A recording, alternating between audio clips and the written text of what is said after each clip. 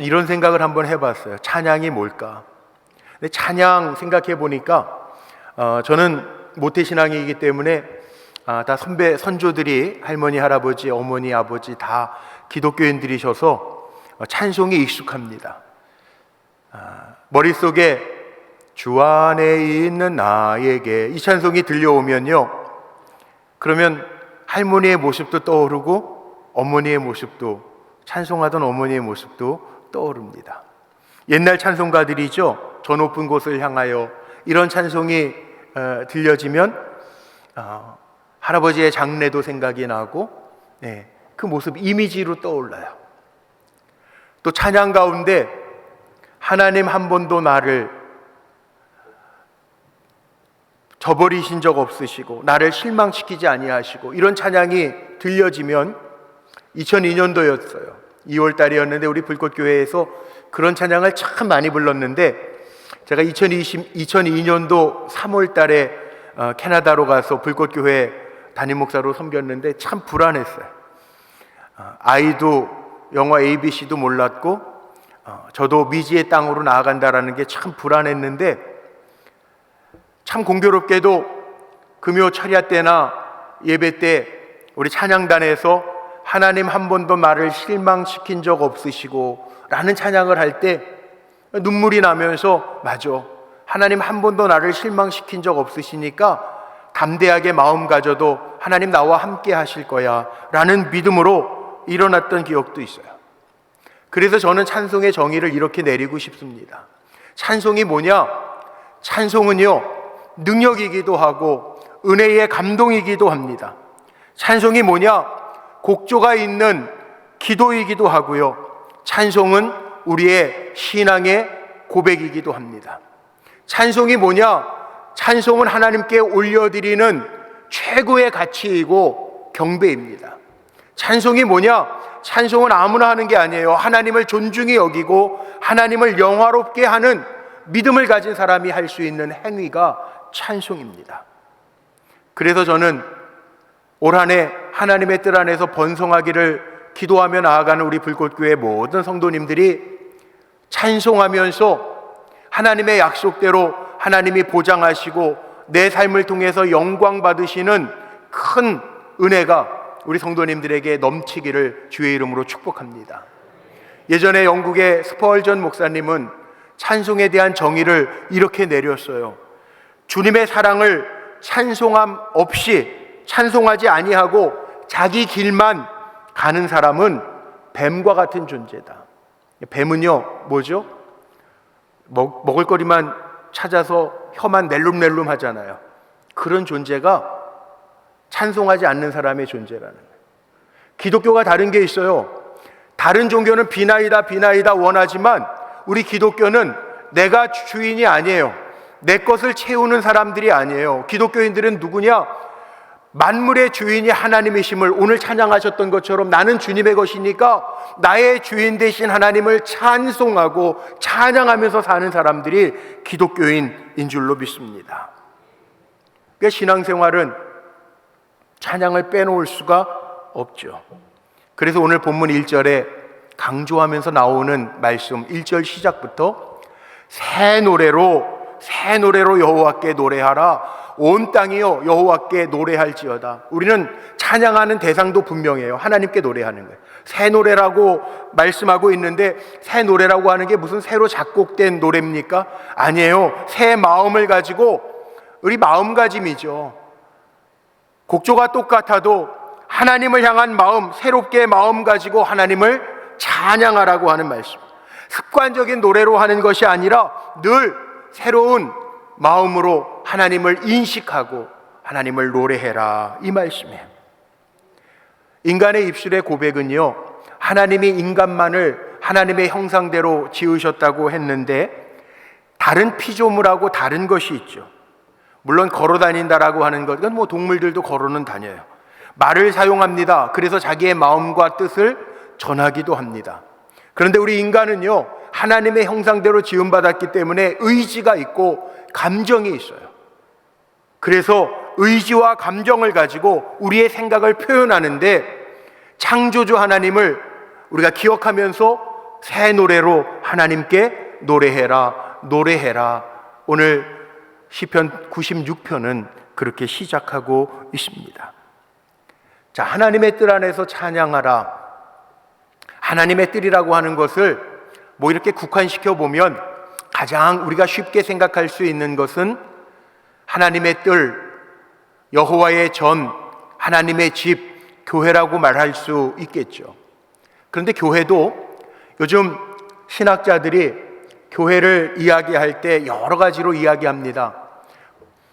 모이는 교회, 오늘처럼 이렇게 거룩한 날, 주일날 모여서 함께 예배드리는 모이는 교회가 있고, 예배드리고 나서 흩어지면 우리 불꽃교회 성도님들은 호켄다이크라고 하는 교회학자가 이야기하는 것처럼 세상에 흩어져서 우리가 작은 교회로서 세상에 빛을 비추고 소금과 같이 맛을 내는 역할을 감당하는 흩어진 교회로서의 역할도 있어요. 교회를 이렇게 우리 불꽃교회 건물처럼 눈에 보이는 교회도 눈에 보이는 교회라고 이야기하지만, 보이지 않는 교회, 보이지 않는 곳에서 하나님의 사람을 세우고 보이지 않는 열방에서 하나님의 복음, 생명의 복음을 전하는 보이지 않는 교회, 이렇게 이야기하기도 해요. 그런데 어쨌든 우리가 이렇게 성도들이 모일 때 예배드리고 성도들이 모일 때 은혜 받고 새롭게 결단하면서 하나님 앞에 결심하잖아요. 그때 우리가 뭘 합니까? 하나님을 존귀하게 찬양하는 예배 의식을 가지면서 예배 가운데 빠지지 않는 것이 기도와 찬양과 말씀이죠. 교회는 신앙의 안식처이기도 하고, 우리가 흔히 말하는 구원의 방주의 역할도 교회가 감당하기도 하고, 또 봉사와 친교의 장이기도 하고요. 시대가 변해도 교회의 기능은 마찬가지인데, 이렇게 교회의 기능이 뭘까요? 계속 제가 강조하는 것처럼 교회의 기능은 하나님을 예배하는 기능이에요. 하나님을 예배한다 그럴 때 예배의 기능 가운데에도 빠지지 아니하는 것이 기도가 있고 찬송이 있고 하나님의 뜻을 분별하기 위한 하나님의 말씀이 선포되어야 우리는 예배를 드렸다, 그렇게 얘기를 합니다. 교회는 하나님의 임재가 있는 곳입니다. 그래서 교회에서는 우리가 하나님을 만나야 되는데, 하나님을 만나서 하나님을 높여드리는 행위가 바로 찬양이라는 거죠. 그래서 찬송은 우리의 마음이 담겨져 있어요. 우리의 마음의 고백이기도 해요. 오늘 헬스에도 찬양 들으셨잖아요. 저도 마음이 울컥했는데 나 주의 것. 그리고 다짐하잖아요. 내가 주님의 자녀답게 살리라. 여러분, 우리는 세상 속에서 살아가지만 신앙인들은 꼭 기억해야 돼요. 내가 누구의 것이라고요? 주의 것이에요. 주님이 내 삶을 만져주시고 인도해 주셔야 내가 삽니다라는 고백이 우리의 고백이에요. 그래서 그 찬송을 담아서 올려드리는 거예요. 오늘 1절과 2절의 말씀에 나오는 것처럼 새 노래로 여호와께 노래해라. 온 땅이요 여호와께 노래할지어다. 우리의 목적은 분명해요. 하나님을 향하는 것이고, 찬송은 구원받은 하나님의 백성들, 하나님의 자녀들이 하나님을 영화롭게 하며 감사로 올려드리는 것이 예배예요. 예배. 그런데 사실 성도라고 하면, 제가 오늘 찬양대 임명주일이니까 우리 불꽃교회 성도님들 찬양하십시다, 찬양해야 됩니다, 이런 거 사실 말할 것도 없어요. 왜? 은혜가 있으면, 우리가 하나님의 자녀고 주의 것이면 우리는 당연히 하나님을 찬양하는 존재 아니에요? 해라 마라 할 것도 없죠. 찬송가 가사 가운데 그런 가사가 있더라고요. 성도들 은혜 받은 어찌 찬양 안 할까? 어찌 찬양 안 할까? 우리가 은혜 받았는데 어찌 찬양 안 하겠습니까? 우리가 은혜를 경험했는데 어찌 하나님을 고백하지 아니할 수가 있겠습니까? 겨울에도 피는 꽃들이 있어요. 어느 권사님이 페북에다 올려놓으셨더라고요. 동백꽃, 아름다운 꽃들 앞에서 사진 찍고, 와, 꽃 아름답다고 빨간 꽃 앞에서 사진도 찍어요. 꽃도 우리가 보면서 야, 아름답다 노래하잖아요. 사람이 어찌 은혜를 경험하면서 표현하지 않을 수가 있을까요? 반가운 사람 만나면 야, 반갑다, 어떻게 지내냐 끌어안기도 하고 손잡기도 하고 하잖아요. 우리의 마음이 어찌 표현되지 않겠어요? 우리 권사님 한 분, 제가 기도 부탁해서 함께 기도했던 우리 권사님, 작년 12월 말에요. 12월에 암 진단을 받으셨어요. 그래서 여기 가까운 분당 서울대병원에서 정밀 검사 받으시고 이제 검사 결과가 1월 11일 날 나온다고 목사님 기도해 주세요. 우리 철야 시간에도 같이 기도하고 제가 이렇게 교회에서 만날 때마다 그 권사님 만나면은 잠깐 기도합시다 그러고 기도해 드리고 그랬는데 11일 지난주 목요일 11일 날 검사 결과가 나왔잖아요. 근데 저녁에 6시에 제가 전화를 받았는데 권사님 이름이 딱 뜨길래 아유 검사 결과가 이제 나왔나 보다. 사람이 또 마음이 두근두근해요. 기도해 드릴 때 걱정하지 마세요 권사님, 우리 기도하니까 하나님의 것이니까 하나님 책임져 주실 거예요 그랬는데 막상 전화가 오니까 전화 받으면서 아 결과 나왔겠구나. 전화 받 권사님이 그러시더라고요. 목사님 결과 막 듣고 지금 병원 문 막 나오는데 다행이고 감사해요. 하나님이 참 너무 감사해요. 기도 들어주셨어요. 다른 치료 방법을 생각해야 되니까 암 정밀 검사를 받았는데 약물 치료만 먼저 하자고 3개월 동안 약만 먹자고 그래요. 얼마나 감사한지 모르겠어요. 기도해 주셔서 감사하고 교회가 기도해 주셔서 너무 감사. 막 그럼 울먹거리시더라고요. 여러분 어찌 감사 안 하겠어요? 은혜를 경험하면 어찌 하나님을 고백하지 아니할 수가 있겠어요? 하나님의 은혜를 경험하면 이게 찬양이라는 거예요. 이게 찬양. 다윗의 심정이 이해가 가지 않습니까? 하나님의 법궤가 들어올 때 바지춤이 내려가는지도 모르고 덩실덩실 춤출 수 있는 그 은혜가 다윗에게 있었다는 거예요. 은혜가 있으면 찬양하지 아니할 수가 없어요. 지난 11월 달인데 우리 교회 부흥에 오셨었죠. 캐나다의 그 그레이스 한인교회 담임하시는 박신일 목사님, 한국에 나오셨다고 그래서 여기 이웅조 목사님이라고 분당의 갈보리 교회 목사님 다 캐나다 시민권자들이에요. 저도 캐나다에서 한 10년을 목회했으니까 좀 잠깐 만나자 그래서 저희 교회에서 만나서 차 한잔 하는데 그때 그 얘기 하시더라고요. 캐나다 시민권자들이니까 중국하고 북한 선교를 마음껏 했는데 요즘에 못 가잖아요. 중국도 북한도 못 가잖아요. 그때 그 얘기 하시더라고요. 중국 삼자교회, 지하교회 선교하던 얘기 하시고 부흥회들 인도하시니까 부흥회 갔던 얘기들을 하시면서 그 얘기를 하시는 거예요. 중국 지하교회, 삼자교회는요 이렇게 예배 주일날 드리면 기본이 몇 시간이냐면 기본이 예배 시간이 4시간이래요. 제가 안 놀랄 줄 알아서 우리 그 교회는 4시간만. 제가 한번 시간 보겠어요. 11시만 되면 막 나가시는 분들 가끔 있는데 기본이 4시간이 기본이 예배가. 목사님이 그 얘기 하시더라고요. 그 박신일 목사님이 부흥회 하실 때 이 중국말로 통역을 해야 되니까 길게 할 수도 없고 자기는 한 30-40분 해도 1시간이 넘어가니까 통역 때문에. 그런데 어떻게 3-4시간이냐? 찬양을 그렇게 한다. 찬양을. 중국 사람들은 참 특이하잖아요. 자기네들이 찬양하면 노래를 만드는데 찬송가 중에 중국 찬송가 중에 저는 이게 몇 장으로 되어 있는지 잘 모르겠는데 중국 찬송가 중에는 99절까지 있는 찬송가가 있대요. 근데 찬송 부르다가 은혜가 되니까 한 번 다시 부르는 거예요. 그럼 99절 다시 돌아가야 돼. 야, 보세요. 찬양이 기쁘고 더 부르고 싶고 감격이 넘치면 하나님의 은혜를 알면 예배 드리는 시간이 시간 보는 게 아니고요 3-4시간이 훌쩍 가도 기쁘고 감사하다는 거예요. 오늘 본문에 4절과 5절을 한번 주목해 보세요. 우리가 찬양을 해야 되는데 우리 4절 5절 같이 한번 읽어볼까요? 시작. 여호와는 위대하시니 지극히 찬양할 것이요 모든 신보다 경외할 거며 만국의 모든 신들은 우상이지만 여호와께서는 하늘을 지으셨음이로다. 아멘. 여러분 하나님이 가장 뛰어난 신이심을 믿으십니까? 모든 신들은 우상이지만 하나님은 천지 만물을 창조하신 하나님이심을 믿으십니까? 감사합니다. 우리 불꽃교회는 믿음이 있으신 거예요. 자, 얼마나 놀라운 거냐 하면 이게 하나님을 경험한 사람은 이 고백을 할 수밖에 없다는 거죠. 하나님은 정말 만신들 중보다 뛰어나신 하나님이시고 마땅히 경외를 받으셔야 되고 다른 것들은 우상이지만 하나님은 참 신이십니다. 그렇게 찬양하잖아요.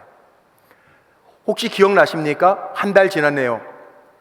작년 12월 초에 우리 교회 유학생 선교회에서 후원하고 요 한국학 연구원에 다녔던 그 베트남 아가씨 제가 결혼식 있다고 우리 불꽃교회에서 결혼식 있다고 광고했던 거 들은 거 기억나세요? 예. 풍띠 히엔이라고 하는 베트남 아가씨가 우리 불꽃교회에서 결혼했어요. 그런데 신랑도 베트남 사람이고 신부도 베트남 사람이고 부모님들이 다 베트남에 사는데, 형제들이 베트남에 사는데 구태여 왜 우리 불꽃교회에서 결혼하냐 궁금하잖아요. 보통 결혼하려면 가서 모국에 가서 결혼하고 올 거 아니에요. 부모님들도 거기 있으니까. 안 궁금하세요? 네. 이 목사는 배고픈 건 참아도 궁금한 거는 못 참아요. 저한테 주례를 부탁하러 왔는데 혹시 불꽃교회에서 결혼식 해도 되냐고 찾아왔는데 제가 궁금했어요. 이 풍띠 히엔 아가씨는 한국학 연구원의 유학생이니까 한국말을 100% 이해는 못해도 해요. 근데 신랑은 한국말을 잘 못해요. 거의 못해요. 그럼 주례를 해야 되는데 베트남어는 제가 모르고 구태여 왜 부모님들도 다 베트남에 있고 왜 한국에서 그것도 우리 불꽃교회에서 하려고 하느냐 제가 궁금해서 물어봤어요. 그랬더니 이 풍띠 히엔 아가씨가 뭐라고 대답을 했냐 하면 이렇게 대답을 하더라고요. 목사님, 저는 하나님의 살아계심을 믿고 신앙생활하면서 너무 좋다는 거예요. 그런데 베트남에서 결혼을 하면 이 신랑 텀이었거든요. 이 신랑의 집은 신앙생활을 전혀 안 하고, 베트남 가보신 분은 아실 텐데 베트남에 가면 집집마다 가신이 있어요. 가신, 우상들이 있어요. 아파트 건물이 있어도 그 아파트 베란다에다가 자기네들이 믿는 신들을 다 갖다 놨어요. 우리 한국에 있는 베트남 식당 가면은 그 식당 문 들어가자마자 그 조그맣게 무슨 이렇게 향 피워놓고 막 그랬잖아요. 이 얘기를 하는 거예요. 베트남에서는 그 신랑의 집에 믿는 신들이 있는데 거기 베트남에 가서 결혼하면 그 신들에게 결혼하고 가서 절해야 되는데 나는 하나님이 참신인 것을 믿는데 베트남에서 결혼하고 신랑 집에 가서 그 신에게, 사람들이 만든 우상에게 절하는 게 너무 싫어요. 전 하나님 앞에 예배 드리는 형식으로 결혼하고 싶어요. 결혼식 하고 싶어요. 그래가지고 작년 12월 달에 한 달 됐어요. 작년 12월 달에 우리 중성전에서 우리 유학생 선교회에서 많이 기도해 주시고 도와주셔서 결혼했어요. 여러분, 찬양이 뭔지 아세요? 제가 은혜 받았어요. 그래, 내가 주례해 줄게. 그래, 우리 교회 여기에서 식사도 할 수 있게 하고 여기에서 예배 드릴 수 있게 해줄게. 뭐 많은 분들이 오는 건 아니지만 뭐 가족 다 해봐야 뭐 30명밖에 안 되는, 괜찮아. 그 마음이라면, 하나님을 찬송하고 내 삶의 주인이 하나님이심을 고백하면서 드리고 싶은 결혼식이라면 그렇게 하자. 제가 그랬어요. 여러분, 이게 찬양이에요. 정말 우리가 하나님을 믿는다면 시편 22편 3절 말씀에 이런 고백이 있습니다. 이스라엘의 찬송 중에 계시는 주여, 주는 거룩하시나이다. 우리를 지으신 목적도 마찬가지예요. 이사야서 43장 21절에 하나님 분명하게 말씀하셨어요. 왜 우리를 하나님의 형상대로 지으셨는가? 같이 한번 읽어볼까요?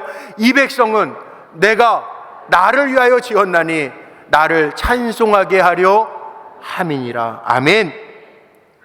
하나님이 우리 인간을 하나님의 형상대로 지으신 이유는요, 바로 이거예요. 이 백성은, 저하고 여러분은 나를 위하여 하나님을 위해서 지어진 존재라는 거예요. 그래서 우리는 살아가면서 하나님을 찬송하면서 살아갈 때, 나는 주의 것입니다 고백하면서 살아갈 때 하나님의 능력의 손으로 우리의 삶을 이끌어 주실 줄로 믿습니다. 그래서 찬송은 이런 하나님의 부르심과 사랑에 마땅히 반응하는 것이 찬송이고, 구원받은 우리들이 응답해야 될 의무가 있다는 거예요. 그런데도 세상에는 어느 사람이 있습니까? 하나님이 없다 하는 사람이 있죠. 요즘 기독교인들이 1000만 그러는데, 천만의 말씀. 지금 기독교인들이 700만이래요, 통계가. 그런데 코로나 이후에 예배에 참석하시는 분들, 예배자들 계산하면 450만 밖에 안 된대요. 그러니까 어떻게 보면요, 10명 중에 1명 채 안 돼요, 이젠 기독교인들이. 하나님이 없다 하는 사람들이 더 많아요. 그런데 성경에 있더라고요.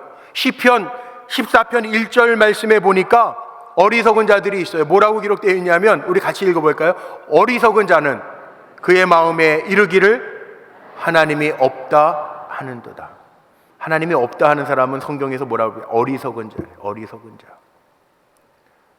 여기 우리 판교사니까 가끔 물어보는 분들 있잖아요. 길에서 만나면은 혹시 판교역에 어디로 가야 돼요? 물어보는 분들이 있어요. 판교에 안랩이 어디 있어요? 안랩이 뭔지 아세요? 안치열술에 안랩. 한글과 컴퓨터 어디 있어요? 물어보시는 분이 알려드리잖아요. 그런데 한번 생각해 보세요. 사람들에게 당신은 어디서 왔다 어디로 갑니까? 물어보면 이 사람 맛이 갔나? 그럴지 몰라요. 여러분 정말 중요한 건 뭔지 아세요? 우리 인생이 어디에서 왔다 어디로 가는가? 판교역 가는 길은 이렇게 저렇게 좀 돌아서라도 가면 갈 수 있어요. 근데 우리가 정말 애들 말대로 못이 중한디 인생이 어디로부터 왔다가 어디로 가는지도 모르고 바쁘게만 살아간다고 한다면 이게 무슨 의미가 있겠어요? 요즘에 신문에 그런 기사들이 많이 나오더라고요. 책으로 요즘에 나옵니다. 2024년도 트렌드 들어보셨죠? 책으로 요즘 나와요. 요즘 신문에 최근에 제일 많이 나오는 게 요즘 시대의 특징이 뭐냐 하면 분초사회를 산다는 거예요. 분초사회. 그러니까 사람들이 아주 컴팩트하게 줄여서 산다는 거예요. 보세요. 드라마도 길게 안 본다는 거예요. 요즘에는 유튜브에 보면 쇼츠라고 아주 짧게 편집해 놓은 거 보면서 분초를 아끼면서 산다는 거예요. 좋아요. 분초 아끼면서 잘 사는 것 중요해요. 그런데요, 더 중요한 게 있어요. 아무리 짧게 살아도요, 무엇이 중요한지를 분명히 알고 살아야 돼요. 다 정신없이 살아가요. 그런데 왜 사는지도 모르고 어디를 향해 가는지도 모르면서 산다고 한다면 정말 성경이 말하는 대로 그 어리석은 삶이죠.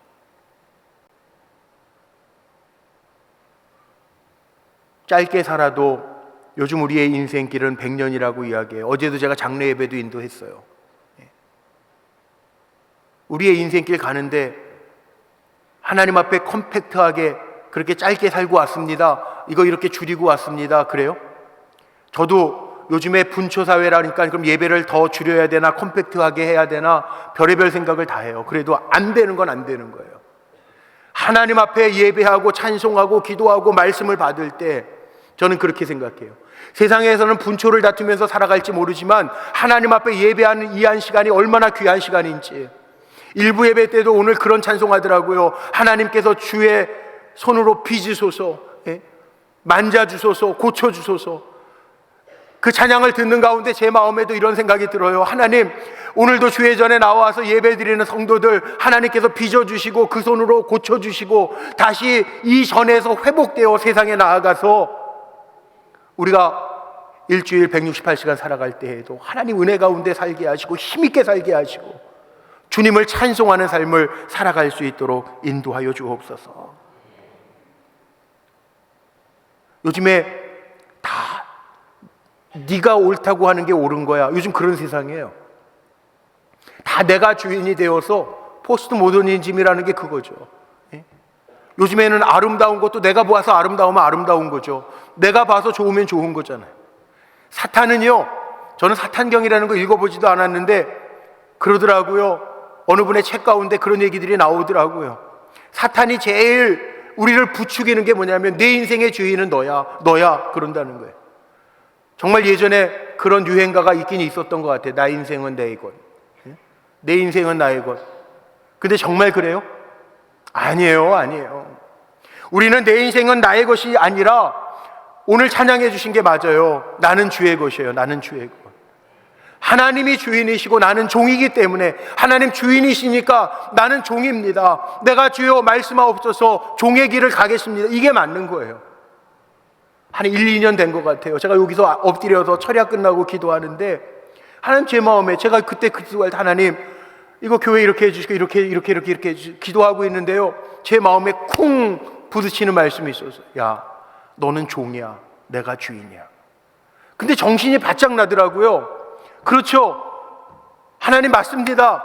하나님이 주인이시고 나는 종입니다. 주여 말씀하옵소서 내가 주의 말씀대로 행하겠나이다. 이게 맞는 거잖아요.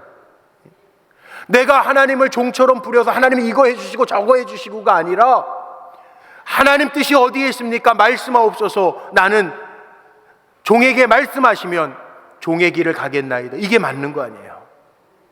우리 착각하지 말자고요. 내 인생은 나의 것이 아니라 저하고 여러분은 주님의 것이에요. 주님의 것. 그러니까 주여 말씀하옵소서. 주님의 것이니까 주님이 처분해 주시는 대로 저는 따르겠나이다. 이게 맞는 거예요. 오늘도 필요한 건 많지만 우리는 분명히 알아야 돼요. 가장 중요한 것은 하나님을 기억하고 바라보면서 사는 거예요.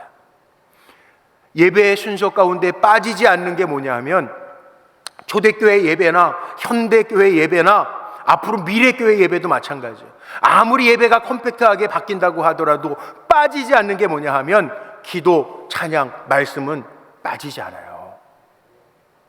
찬양에는요 능력이 있어요.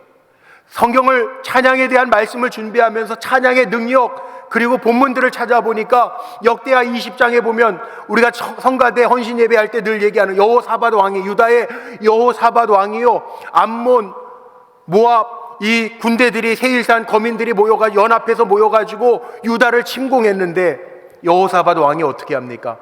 군인들을 앞세운 것이 아니라 하나님을 찬양하는 찬양대를 앞세워 나가는데 이게 웬일입니까? 말도 안 되는 얘기 같죠. 그런데 그 연합군의 자중질환이 일어나서 다 끝났어요. 게임 오버. 끝나버렸어요. 하나님이 하신다는 거예요.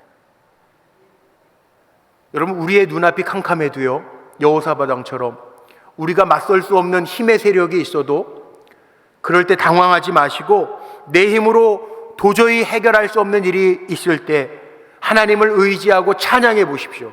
하나님이 하실 줄로 믿습니다. 나 혼자 부르기가 뭐하면 찬양곡이라도 틀어놓고 흥얼거리면서 하나님을 찬양해 보십시오. 캄캄한 어둠의 세력이 물러갈 줄로 믿습니다. 찬양에는 능력이 있어요. 우리가 아는 것처럼 제가 작년에 사무엘상 가지고 말씀 전했는데 사무엘상 16장에 보면 어떤 얘기가 나옵니까? 사울 왕이요 악신 들어요. 그때 다윗이 수금을 타며 사울 왕 곁에서 노래 부르고 찬양하는데 악신이 떠나갔더라 그랬어요. 요즘에 우울증 걸린 분들도 있어요. 조울증 환자들도 있어요. 두려움에 빠져 있는 아이들도 있어요. 청년들 가운데 자기 방에 들어가서 나오지 않는 청년도 우리 교회도 있어요. 엄마 아빠가 나오라고 그래서 나오지 않아요. 어떻게 할까요? 성경은 우리에게 보여주고 있는 거예요. 다윗이 수금을 타며 찬양할 때 악신이 떠나가더라. 영을 다스리는 하나님의 역사가 임할 줄로 믿습니다. 사도행전 16장에도 같은 말씀 있잖아요. 바울과 실라가 빌립보 감옥에 갇혔습니다. 하나님의 능력을 행하다가 빌립보 감옥에 갇혔어요. 바울이 뭐 했는 줄 아세요? 빌립보 감옥에서도 손발에 착고가 채여 있음에도 불구하고 찬양할 때 손발에 착고가 풀어지고 옥문이 열리고 땅이 진동했다고 성경은 기록하고 있어요. 우리 성도님들 가운데 억울한 일 당하신 분들이 있나요? 장애물이 가로막고 있고 답답한 분들이 있나요? 기도 제목 보니까 사업에 정말 이거 정말 사방팔방 다 막혔네 그런 분도 있어요. 어떻게 하라고요? 성경은 우리에게 답을 주고 계시잖아요. 갇혀 있다고 장애물이 있다고 쓰러져 있지 말고 절망하고 있지 말고 바울과 실라처럼 옥중에서도 찬양할 수 없는 가운데에도 찬양할 때 착고가 풀어지고 옥문이 열렸어요. 열려지는 은혜가 임할 줄로 믿습니다. 그 외에도 너무 많은데 제가 시간 때문에 다윗이 시가 노래고 노래가 시잖아요. 다윗의 시편에 보면 다윗이 고난과 고통 중에도 찬송할 수 있었던 비결이 있는데요. 찬송할 때 하나님께서 일으켜 세워주시고 기가 막힌 웅덩이에서 건져주셨기 때문에 다윗은 찬양할 수 있었고 시편 67편 말씀 집에 가서 한번 읽어보세요. 거기에도 보면 모든 민족으로 말미암아 주를 찬송케 하소서 땅이 그 소산을 내어주었으니 가난한 자들에게도요 하나님을 찬송할 때 하나님께서 더 많은 소득을 얻게 하시는 소산물을 얻게 하시는 축복, 복을 주신다라고 기록하고 있어요. 찬송의 능력이 있는데 우리는 왜 고민하십니까? 찬송하면 하나님이 풀어주신다고 그랬는데 왜 답답해 하십니까? 여기 말씀을 하나님의 말씀으로 믿는다면 올 한 해 하나님의 뜻 안에서 찬송하면서 모든 문제가 해결받는 은혜로운 성도들이 되시기를 주의 이름으로 축복합니다. 그럼 어떻게 찬송할까요? 성경에도 나와 있다. 방법까지 나와요. 기쁨으로 큰 소리로 불러라. 성경적 표현으로 보면 손을 들고 찬양, 하나님을 찬양, 악기로도 찬양, 비파와 옛날 악기들이지만 비파와 소고치며 춤추며 찬양, 손뼉 치며 찬양, 성경엔 다 나와 있어요. 이게 무슨 말일까요? 모든 방법을 동원해서 하나님을 찬양해라 라고 하는 말씀이죠. 왜? 찬송할 때 기적이 나타나니까. 그렇다고 억지로는 할 수 없어요. 억지로. 제가 찬송하다가 아유 집사님 입 좀 더 크게 벌리고 찬양하세요 막 이러면 목사님 요즘 왜 저러나 그럴 거예요. 예? 그리고 어떤 마음이 약한 분들은 시험 들어서 떠날지도 몰라요. 억지로는 잘 안 돼요. 예배라는 게 억지로 안 돼요. 제가 예배 인도하는 것 중에 제일 힘든 예배가 뭐냐면 제가 요즘에 강남대학교 목회대학원에 제가 가끔 강의를 하러 나가는데 그래서 그런지 강남대 대학생 채플, 그 강남대가 기독교 학교 용인에 있는 강남대가 그래서 채플 인도해달라고 그래서 제가 한 2번 갔었어요. 근데 대학생 채플 정말 전 못하겠어요 이제. 네. 왜냐하면 다 자빠져 있어요. 아니면 핸드폰 보든지. 제가 어떻게 첫 번째 그래서 너무 당황스러워서 두 번째 갈 때에는 그 상품권을 사가지고 제 돈 들여서 상품권을 사가지고 말씀 전하다가 대답해 주는 애 막 주면서 하려고 사가지고 왔는데 야 꿈쩍도 안 해요. 정말 힘들었어요. 그래서 제가 다음부터는 나 대학 채플은 제가 감당을 못하겠습니다. 그랬더니 그 교목 실장이 그러더라고요. 장경동 목사가 왔는데도 저래요 그러더라고요. 그래서 위로가 조금 됐어요. 아 원래 애들이 저렇구나. 이게 억지로 되는 건 아니에요. 예전에 아시는 분들 계시겠지만 한 20년 30년 됐네요. 저 정자동에 있을 때 그 우리 서성훈 집사님이라고 그 서울식품 저 반월공단의 서울식품 빵 공장하고 하인츠 기름하고 토마토 케찹 하시는 그 공장 하시는 그 사장님이신 집사님 계셨는데 서성훈 집사님. 근데 저랑 이름이 같아요. 근데 그 집사님 매주 월요일마다 그 공장 직원들 예배를 인도해 달라고 그래서 그때 그 우리 전용재 감독님 담임 목사님이시니까 우리 부목사들 돌아가면서 월요일마다 가서 예배를 인도하는데 한 150명 모이는데 그 예배 죽겠어요 정말. 목사 이렇게 표현하면 안 되는데 왜냐하면 교인들이 아니잖아요. 사장님이 예배를 드리니까 150명 모여도 그 가운데 교회 다니는 사람은 아마 10명도 안 되는 것 같아. 그러니까 찬양하고 예배 드려야 되는데 사장님하고 얼굴 도장 찍으러 나오는 거니까 예배가 잘 안 돼요. 억지로 드리는 예배니까 이게 예배가 잘 안 되는 거예요. 너무 힘들었어요. 그래서 제가 느끼는 게 있어요. 야, 예배는 하나님이 받으시는 예배는 사장하고 눈도장 찍으러 오는 게 아니라 하나님이 받으시는 예배. 물론 억지로 드리다가 은혜 받는 분들도 있어서 최선을 다해서 집내는 하지만 진짜 예배는 자원하는 심령으로 하나님 앞에 찬송하고 예배할 때 하나님 기뻐 받으신다는 거예요. 저는 우리 불꽃교회 예배가 하나님의 생기로 넘치는 예배가 되기를 축복합니다. 찬양을 어떻게 하라고요? 온 방법을 다 동원해서 하나님을 찬양할 때 하나님이 영광 받으신다는 거예요. 그게 구원받은 사람들의 증거이기도 하죠. 안 그러면 하나님을 찾는 자들에게는 하나님 만나주신다고 약속해요. 잠언에 보면요, 잠언 8장 17절에 이런 말씀이 있습니다. 하나님의 약속의 말씀인데 나를 사랑하는 자들이 나의 사랑을 입으며 나를 간절히 찾는 자가 나를 만날 것이라.